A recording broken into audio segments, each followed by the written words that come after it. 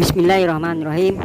Menteri Investasi berkata pembangunan IKN harga mati. Pembangunan ini butuh biaya yang sangat besar, sekitar 400 triliun.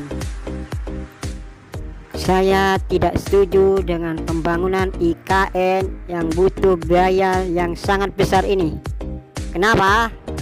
Karena negara kita sudah banyak hutang. Hutangnya sekarang mendekati 8.000 triliun. Kenapa pembangunan sepertinya dipaksakan, sedangkan kita hutangnya sangat banyak? Bukankah di pelajaran kelas 4 SD berkata besar pasak daripada tiang itu tidaklah baik, tidaklah bagus? Kenapa kita tidak berkaca kepada negeri Sri Lanka yang bangkrut? Pembangunan infrastruktur dipaksakan ketika keuangan negara sedang tidak baik-baik saja. Apakah negara ini akan dihancurkan atau dibangkrutkan? Saya tidak tahu. Kenapa kita suka membangun dengan cara hutang? Apakah itu adalah sistem ekonomi yang baik? Apakah itu yang disebut pembangunan yang baik?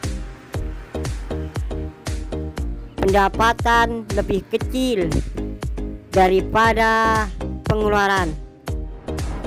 Kalau saya belajar ekonomi, pengeluaran itu harus lebih kecil daripada pendapatan negara.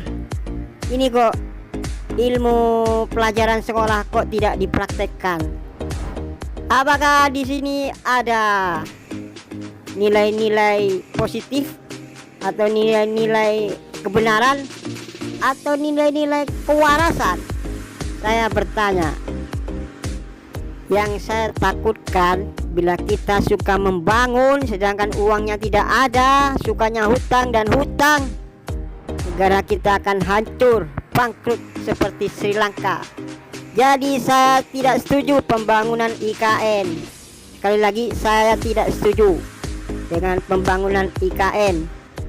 Lalu apa yang saya setuju atau apa yang saya suka, yaitu segera terapkan, amalkan sistem ekonomi Islam yang salah satunya sudah tertulis di dalam Undang-Undang Dasar 1945 Pasal 33. Apakah itu? Nasionalisasi aset-aset bangsa.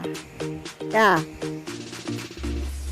Selain itu, penguasa harus memenuhi janji-janji kampanyenya.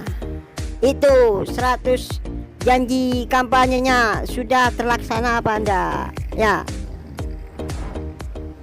Itu harus dilaksanakan, diterapkan, dipenuhi janji-janjinya.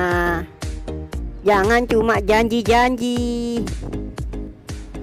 Kalau janji-janji kampanye itu dilaksanakan, dipenuhi, maka rakyat pasti akan senang. Rakyat pasti akan bahagia. Sekali lagi, saya menolak pembangunan IKN. Karena negeri kita hutangnya sudah mendekati 8.000 triliun. Ya. Tugas penguasa sekarang ini sewajibnya membayar hutang dan membayar hutang. Yang ada itu dipakai dulu. Jangan mengada-ngada barang yang masih belum ada. Saya ingin bertanya, kenapa penguasa lebih suka pembangunan IKN yang sangat mahal? Apakah di sana ada keuntungan yang sangat besar untuk pribadi? Saya tidak tahu. Kenapa kok tidak suka mensejahterakan rakyatnya saja, seperti BBM turun gitu ya, harga pangan murah gitu ya. Aku gak suka seperti itu. Kenapa? saya bertanya. Ini lagi saya mau bertanya, kenapa penguasa tidak suka menghukum mati para koruptor ya? Kenapa penguasa kok tidak suka? Apa memang di negeri ini banyak koruptornya? Ya, kenapa kok tidak suka hukuman mati? Sedangkan di Cina saja koruptor itu dihukum mati.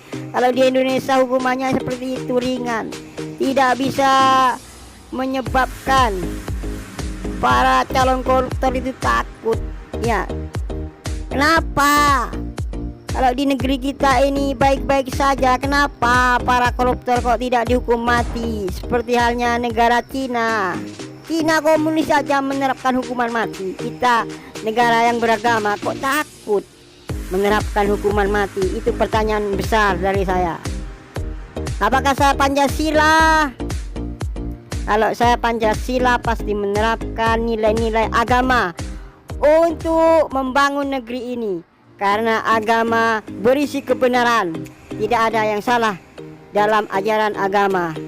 Terapkan Islam agar negeri ini menjadi negeri yang rahmatan lil alamin. Kalau kita tidak menerapkan Islam, apakah negeri ini adalah negeri yang laknatan lil alamin? Mari kita penuhi seruan Allah dan Rasulnya. Karena seruan Allah dan Rasulnya itu pasti akan membawa kebaikan. Sekali lagi, seruan Allah dan Rasulnya itu akan membawa kebaikan bagi negeri ini.